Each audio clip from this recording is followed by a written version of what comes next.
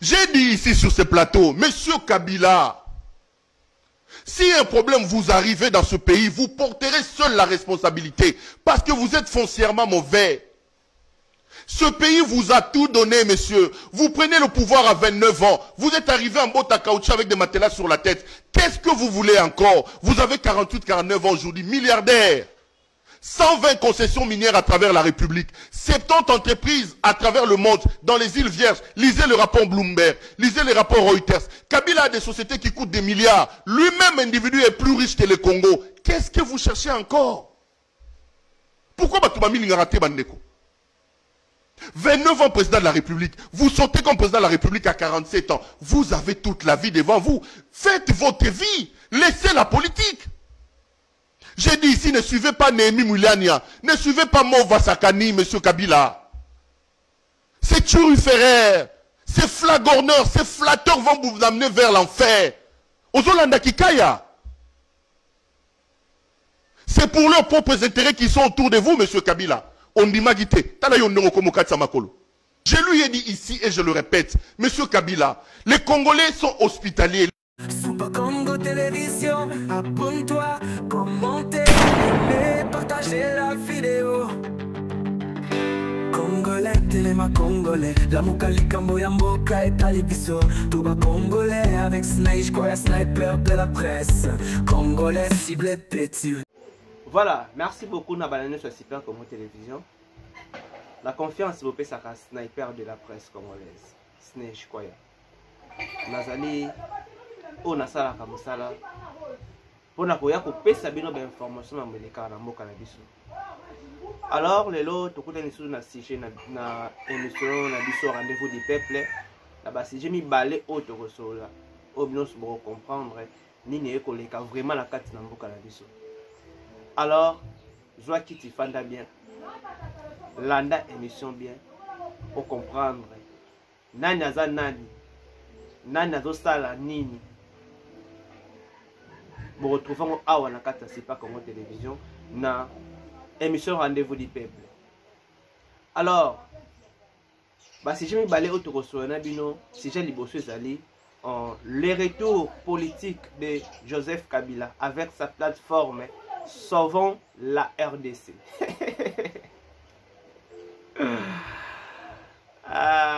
J'espère vous comprendre déjà les commentaires là. Na bandela. Le retour politique de Joseph Kabila avec sa plateforme Sauvons la RDC. Deuxième sujet, Zali, la nouvelle attaque de ADF à Mukondo dans le nord Kivu. Alors, pour comprendre, pour comprendre, nanaza nani, nanazo sala nini. Sans plus tarder, tout est directement dans CGL Liboso. De là, tout fandi to la muki Joseph Kabila na Nairobi, na Kenya.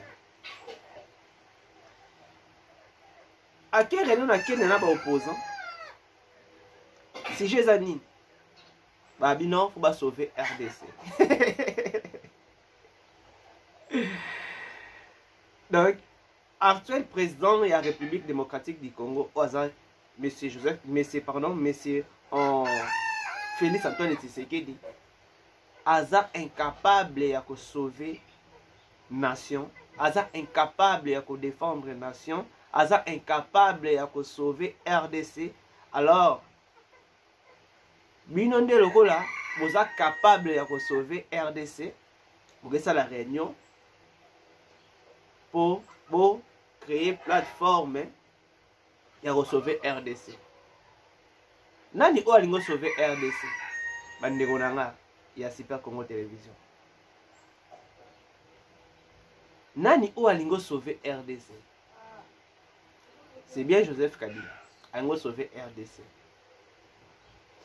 Mouto a 18 ans à pouvoir. Okoki ko sauver Congo te.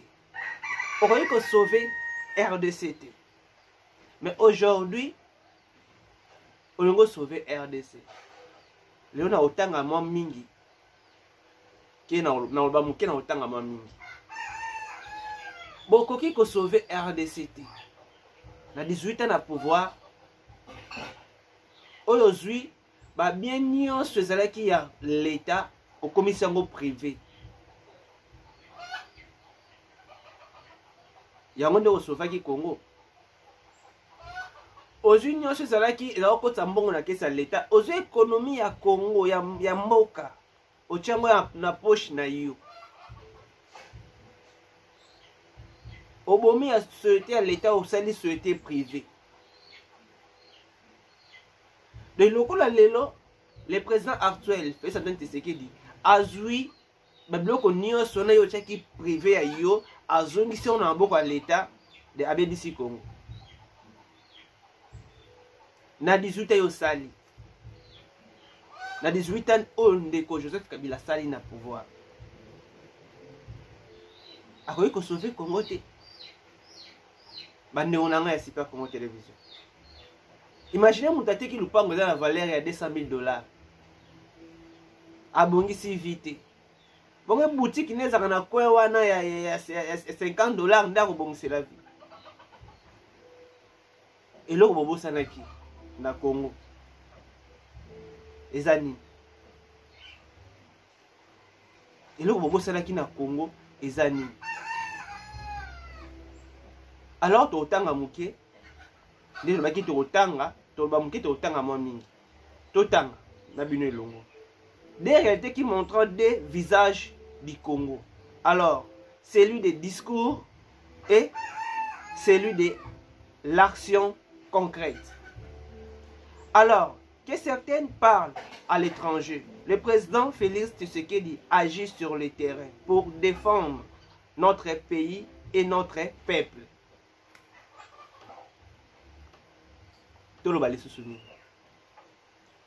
Sauvons la RDC et Botameli kuna na Nairobi na Kenya. Tandis que awa na Congo, le président a aussi là bas fort. Au biso se do mona. Pour nous défendre mboka na biso. Peuple congolais. Photo fongola miso. Photo fongola miso. Alors, de quelle source? Le 15 et 16 octobre 2025, Joseph Kabila a lancé à Nairobi le mouvement Sauvons la RDC. Cette initiative se présente comme une plateforme pour la souveraineté, mais elle est née loin du peuple, loin des réalités du terrain.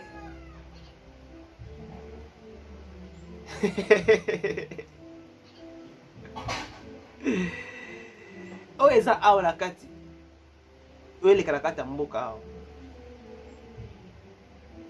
yo mais c'est des sauveurs oyebi yango ozoyeba bango so ozoyeba bango na réseaux sociaux. Alors so ozoyeba bango au fond c'est que yo nde oza base ya nyonso elekala kati ya mboka na biso.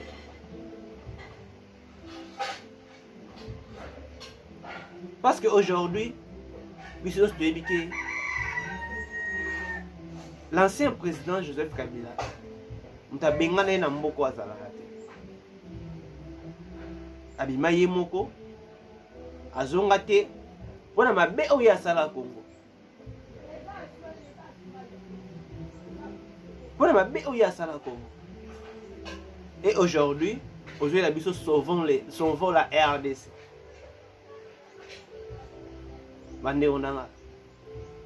Qui va sauver cette pays?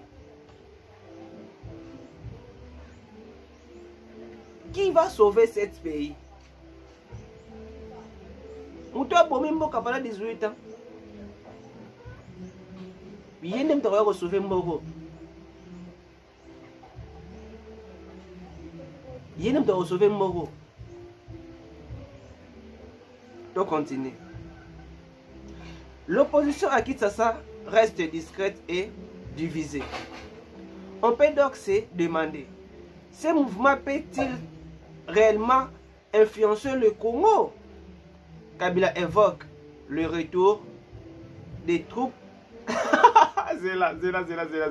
Babi, Kabila évoque les retraits des troupes étrangères et mercenaires, mais depuis Nairobi, il n'a aucun contrôle direct sur le terrain.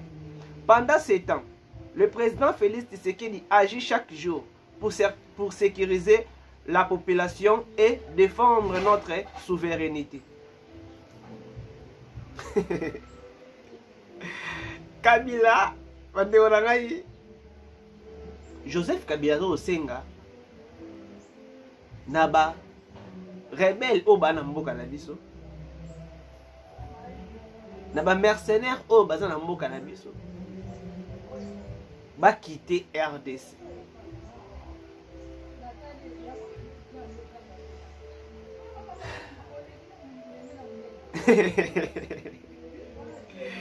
Va quitter RDC. Alors, monsieur Stoyebi, ils ont sur Robata Maté. Bakangi Goma Bazaba rebelle. Mais la personne Oyo à côté de Goma va betele maboko ba sécuriser yé. Et ça Joseph Kabila. Basimba ya tali nzaka te à côté la Goma sala ba réunion pe abima. Tandis que Goma wana eza na maboko ya ba rebelle.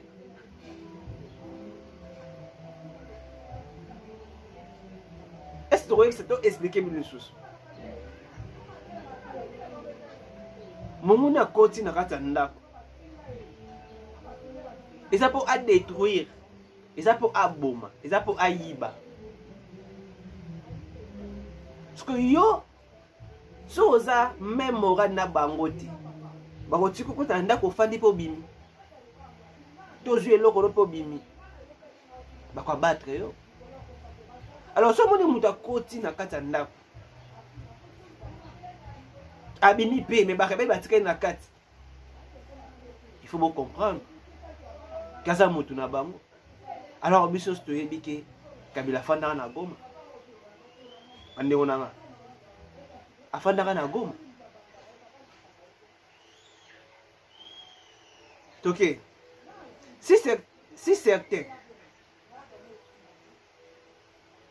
certains se retournant vers extérieur pour créer le plateforme fait, c'est ce qu'il agit depuis intérieur du Congo. Depuis 2019, il a mobilisé la SADC et la CIRGEL pour soutenir la RDC, dialoguer directement avec Kigali et Kampala pour la paix, renforcer le FARDC et redéployer les troupes dans l'Est. Peuple congolais, il faut faire la mise. Il faut faire la mise sur tout le monde à la distraction. On va jouer la mise sur la distraction. Et ça maman la distraction. Alors, on va la cible à battre, mais la cible à battre. Aujourd'hui, si vous morning à bimi, niveau sur les médias, c'est parce que Koyoka dossier à plateforme wana sont vers la RDC. La famille Nathalie, mais tout oh non sur la plateforme oyo. Et ça batu oyo balinga peuple congolais te. Et ça batu oyo batikala kolinga Congo te. Donc, et ça biloko oyo ke régime nyoso o bajoso nzambe na ngai. Et ça batu oyo tosi lokola entre parenthèses matata mponi.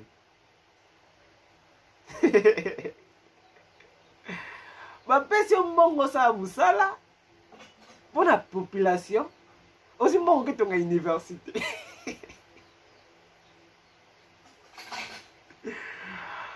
On omoni kope ya bato balinga baosauve Congo. Bukanga Lonzo Mbongo ekenda. Tomona Bukanga Lonzo Mbongo mwana te, mais tomona université telema.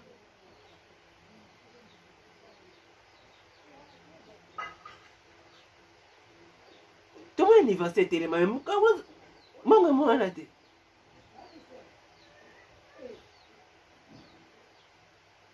Alors, bato ne va sauver Congo. To continue. Depuis 2019, il a mobilisé la SADC et la CIRGEL pour soutenir la RDC. Là, c'est Monsieur le Président Félix Antoine Tshisekedi. Dialoguer directement avec Kigali et Kampala pour la paix de notre pays. Renforcer la FARDC et redéployer les troupes dans l'Est. Alors, discours versus action. Kabila parle, c'est ce qu'il agit. Et les résultats sont visibles. Lorsque Bamusuba Loba, Mutumususu Azosala. Aujourd'hui, biso stuebi ba opposant oyo bazar na mkata mboka na biso. To kolanda ba émission na bango ba débat ba kolekala ba média ba osala. Ba zanga ba argument. Ba argument ezate. Parce que dollar zéro mata. Dollar. Valérie. Dollar ekiti. Dollar. Au juste, bolingi nini. Aujourd'hui, quand on voit Sabino que moi, je suis Félix Antoine Tshisekedi, ou à diriger Mboko. On a souci à peuple congolais. Malgré Belletti, ce qu'on a comprendre la vision na été. Alors, tout ça, on a pour le rebête à CT, tout ça, on a pour le hôtel Sabino. Vision na yé, ya makambo oya kosala. Peuple congolais. Aujourd'hui, port oya banane oya na Congo central. Ce qui Félix Antoine Tshisekedi dans lingaka peuple congolais, tout à lingaka mbobo te. Alingaka accepter contraire ko zo mbongo oya bad po basala po ya nani ya Brazzaville. Alors, à tel point, à Brazzaville, les appels intérêt à Congolais. Puis, ce qui est bien, Congolais, c'est qui va me diaspora, marcher qui. Pour les caméras, port à Brazzaville, entre RDC et Brazzaville. Avec ça, le port à banane. Toujours pour un souci à peuple congolais. Lélo, un Congolais, na Congolais à Ngambo, Brazzaville, là, va au Kenya. Kenya, Baro Kende, Turquie, Baro Kende, Bamboko Basumba Bloko na Bango, Bakomi na Pointe-Noire. Brazzaville au côté Balmont na Brazza Teki. Mais comme là au quitte na Pointe-Noire, Azui Bloko a déchargé. Azui a Tchango na mou, a Tchango sous na bateau oya mukio e kota rapoyeti etambo na feve ya tipa pa na biso na Congo. A ko futa deux bateaux, deux transports. Nous on a qui na Brazzaville bloc ça moins cher. Pas na biso bloc ça cher parce que moto a sommé loko na $5 libanda. Et comme awa na Brazzaville. Et Kiti a foutu transport. A vu et quand tu as battu monsieur Kiti a foutu transport. Et vous avez pris mon habit sauté. Alors on a souci on a mon amour Antoine Félix Tshisekedi. Abi faut port à banane ici la marne. Comme ça au sommet le rolo libanda na $5. Ouais na on ma dépadé et ma mai tina port à banane. Mama Pascal ba via eza sauté. elo ekiti ekoti bon mona ke bloke okita eza déjà a touché social ba congolais parce que mutu abongo nde yende mutu ako sauver Congo te tandis que na 18 ans oyo basali balemani kosala makambo wana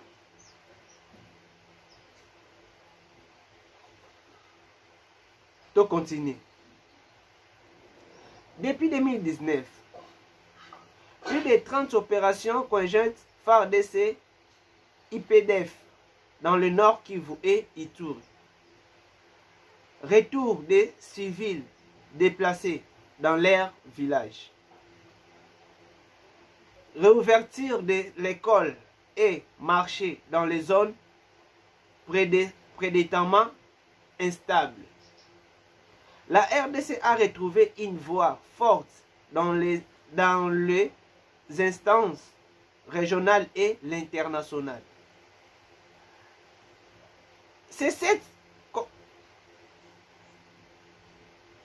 continuité dans l'action qui transforme le pays et non les plateformes créées par l'étranger. Voilà. Peuple congolais, la bandeli.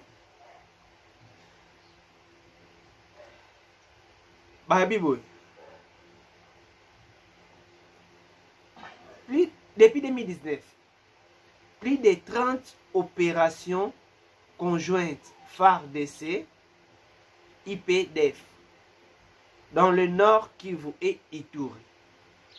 Retour des civils déplacés dans leur village. Réouverture de l'école et marché dans les zones précédemment instables. La RDC a retrouvé une voix forte dans les instances régionales et internationales. C'est cette continuité dans l'action qui transforme les pays et non les plateformes créées par l'étranger. Peuple congolais.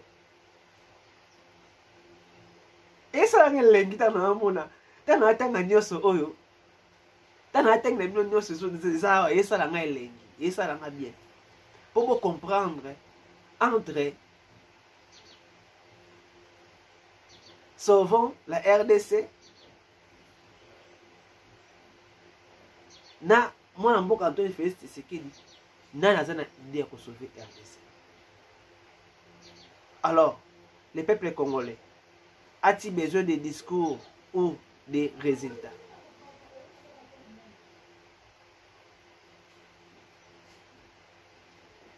Le to komona o fait ça au sala na kata terrain bo mona bibundeli oyo asombi bo mona malgré bibundeli oyo toza nango mais alingi makila etanga te. Alors na mutu oyo biso ba discours ya sauvons la RDC na mutu oyo aza déjà na marche ya ko sauver RDC nani ngo alingi mboko peuple congolais bandi ya Sipa Congo Télévision botielanga commentaire bo partager émission botielanga j'aime yango de sala ke to continuer ko joie force ya kosala bino mosala tosala ya kosala ba recherche mpona koyela bino koya koyebisa bino makambo yo koleka na mboka.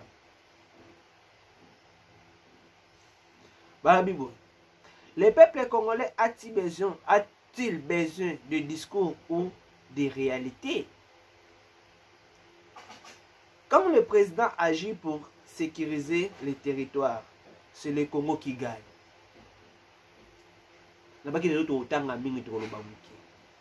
Pour comprendre.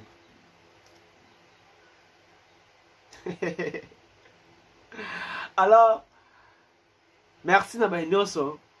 Pour soutenir un sniper de la presse congolaise, Moutou na cible arabe, tout est na cible arabe fait. Au moins qu'il a ciblé Kabila, mais na ciblé Bamakambo, na e oyasani. ba fait oyo to moni to lali to lamuki sauvons la RDC. Oh, pendant 18 ans, pourquoi qu'on sauver té? Oh, bon, pendant 18 ans. Mais là, vous pouvez sauver un mot. Na bateau magique. Ton anine. Et moi, sauver on a banani. Quand on a bateau, on va détruire beaucoup ensemble. Nangayi. Peuple congolais. Vous comprenez, ok? Tant on a l'oba.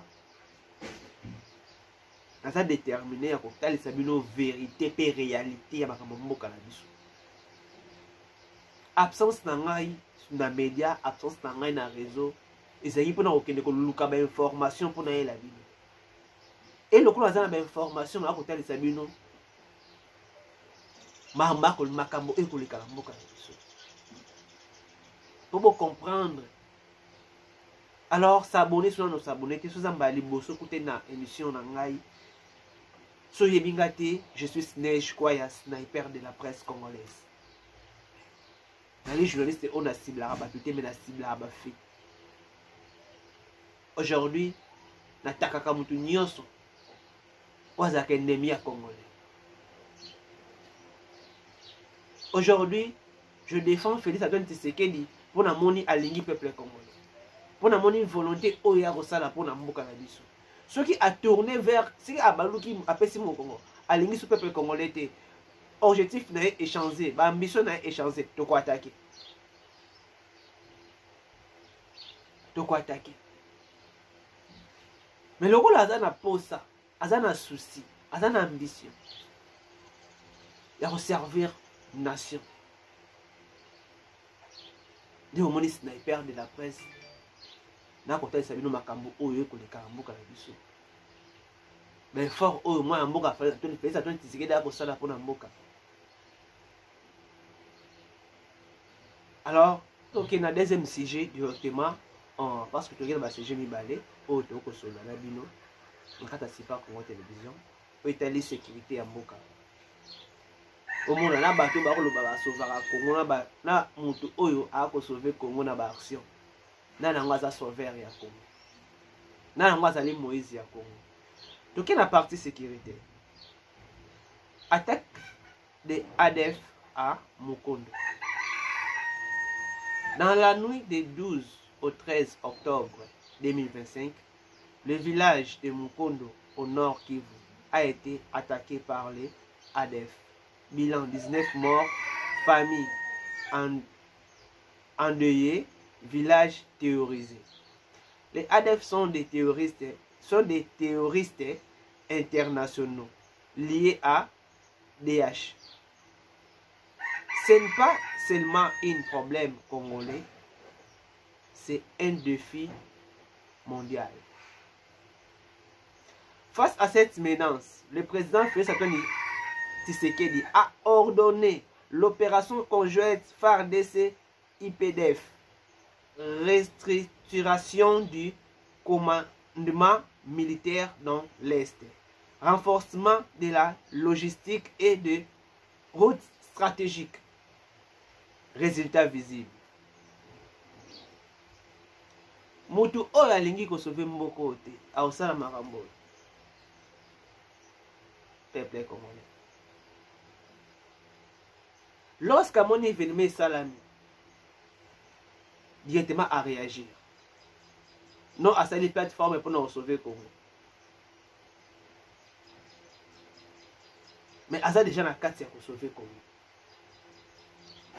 Donc renforcement de la logistique et des routes stratégiques. On a déjà réduction des attaques dans certaines zones. On a le président a ordonné de yangonde ko salam ba réduire ba attaque dans la zone où ils allaient qui attaquer. Alors retour progressif de déplacer, réouverture de l'école et marché offrant l'espoir et sécurité aux populations. Sous le leadership de Félix Antoine Tshisekedi, la RDC a porté la question de la sécurité à l'ONU et à l'Union africaine. Diplomatie régionale renforcée avec la SADC et la CIRGL. Le Congo est reconnu comme un acteur central dans le paix régional. Ce leadership montre que la sécurité n'est pas seulement militaire, mais aussi diplomatique et politique.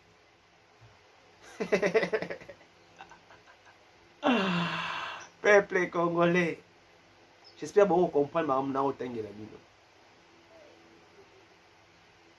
Sur mon tour, nyoso oyo, turubaki alingi mboko ote. Burubaki alingi mboko ote. Donc continue. Face aux attaques, il n'y a ni opposition ni majorité. Il n'y a que le peuple congolais et son Congo. Unité nationale est essentielle pour protéger nos familles et notre pays. De continuer. Les défis restant immenses, mais le Congo avance. Les discours sont nombreux, mais l'action seule construit la souveraineté de la sécurité. Alors, Bandia Super Congo Télévision, tout le monde sous lorsque Kune Indi, président directement a payé ordre de Salabo et Salami, nous sommes là pour nous sauver le peuple congolais. Lorsque Kune Sami Boy, président Mamogabi, Babo Salabo et Salami, Moutaka na bolingo ya mboka na ye. Mutu alingi Congo, alingi mboka na ye. Boko mona makambo oyo Antoine Félix Antoine Tshisekedi a kosala. Alors,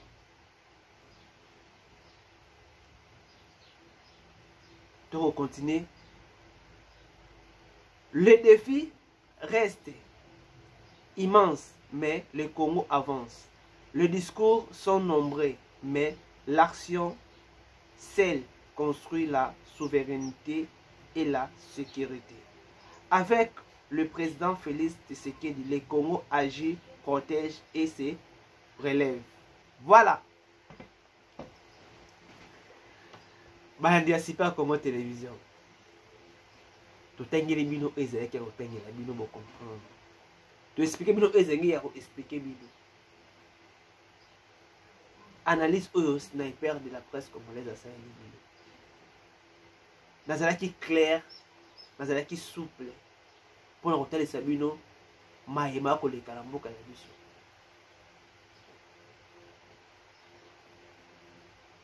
Mais pour la suite de cette émission, Lelo, eux abonis peut-être. Nakoloba, il comme étant les confrères moko. Obisus tu ebi na kombo ya Pierrot Loawa. Ebi tipo dans la talaka na sekara fort. Ta boko kata parti oba kata boko kata parti obotindela. Aujourd'hui Pierrot Loawa Kabila comme modèle na yo. Muto yo finga.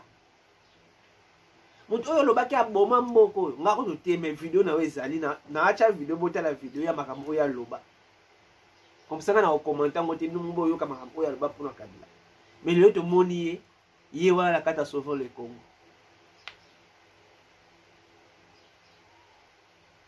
Ba musuba la kata sauver le Congo oye osengi poste ministère ba pesi yote okesala rébellion.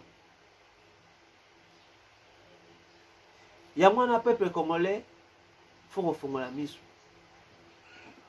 Toza ba jeune, toza ba papa, toza ba maman, toza nation, toza peuple oyo eza toza na sika okete. Aujourd'hui, ben fort oyo ezo komonana mokonzi mboka akosala. Il faut qu'on félicite. Ebele ya batu na cité balinaka Félix Antoine Tshisekedi kaka mpo balingaka ye te. Or c'est pas ça la politique, c'est pas ça d'être un peuple. Kozana haine ya mutu eza mabe. Nga lobaka nga na sniper natakaka soki ya kotake ezali nasiblaka na visaka mpe natiraka. Aujourd'hui bozwano haine oyo bozalaka nango ya le président Félix Antoine Tshisekedi na mitema na bino bolongola botala makambo ya kosala. Vous comprenez que boyina qui est pour rien, boyina qui est pour rien. Vous avez un enwana, ou bangabalati sabino, ou balati sabino. Bolongola. Vous comprendre visionnaire. On a peuple congolais. Alors, merci beaucoup pour les accueils pour Rolanda et Michel Lelo. Rendez-vous du peuple, vous allez représenté par Sniper de la presse congolaise, Snage Koya. Les journalistes ont ciblé la rabat tout, ma cible la rabat fait. On a bien de Koutani prochainement. Mais pour que c'était ce côté qui loupango, il y a $200,000. Mon moi non je sais dans le lot na vie au bongi na moté. Que boutique no ya kwa wana otikala kala ona kwa wana so teka mo $50 ndoko bonga na vie. Vous comprenez? Super Congo Télévision, abonne-toi, commentez, aimez, partagez la vidéo. Congolais, téléma congolais, la mokali kambo ya mboka etali biso. Tuba congolais avec Snage Koya, sniper de la presse. Congolais ciblé petit.